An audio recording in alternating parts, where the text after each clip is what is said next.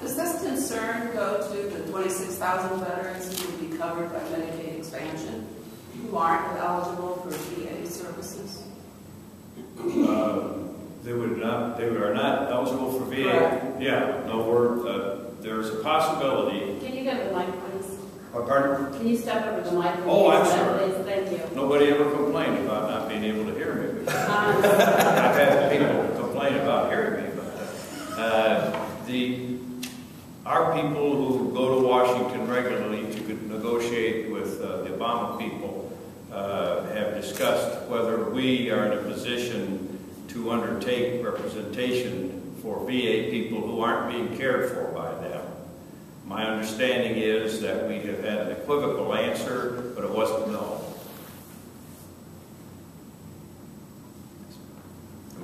Not following. We send people out, members of the House go out and work with the people who are doing the Medicaid work for the Health and Human Services. And we have asked if we go into this plan of the governor, of the president, then are we going to be able to take on some of the people who are not now being cared for by VA even though they're eligible, and some who obviously are not eligible but would be able to be cared for by Medicaid under their other circumstances, those two classes. And the answer has not been no. So that's still open. What has come out of these conversations with federal officials? I mean, what are you expecting this announcement and your resolution to have in Washington?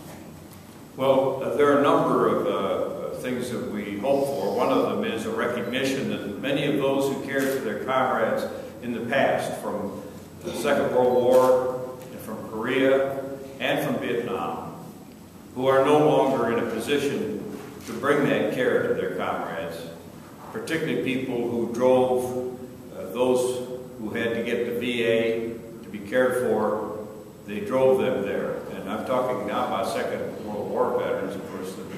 They are dying at an increasing rate and sometime will not be available. Korea, the same.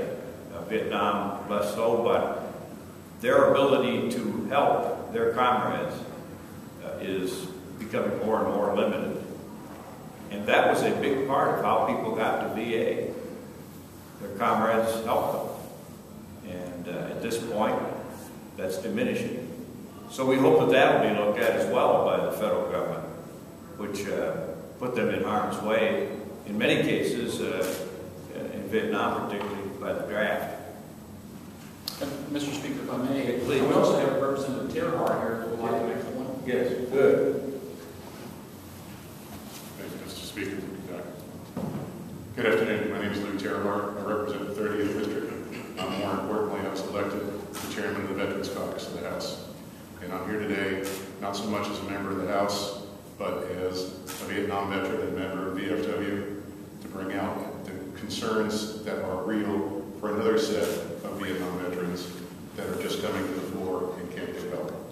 Those folks are the ones who came back, went back to quote-unquote a normal life, have raised their kids, have gone through their work life, and are now retiring. And now that they don't have the family and work and everything to go with them, are starting to go through the flashbacks and the sweats and all the things that people are feeling as the typical post-traumatic stress syndrome that now comes out when people are in their 60s.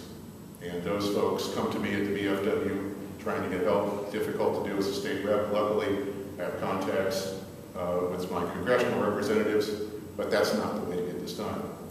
Those folks who have contacts and get help, get help. All those folks who aren't in the VFW don't have a contact, as was pointed out, don't have help from Conrad. They sit and try to deal with this. And history tells us you can't sit and deal with this. You need professional help. So there are a whole other group of people coming into the system that the VA currently doesn't seem to do a very good job dealing with the current caseload, and that caseload is going to go up dramatically. There is a group called Concerned American Veterans, and there is a phone-a-thon starting on Monday night to make all the citizens aware that this is a major problem and those who pay their dues by service to the country are not being cared for. So we are going to do our best to ensure that there is a much greater awareness that the vets who did the things that gave people the freedoms they enjoy today are not getting paid back with the help that they need for what it cost them to buy the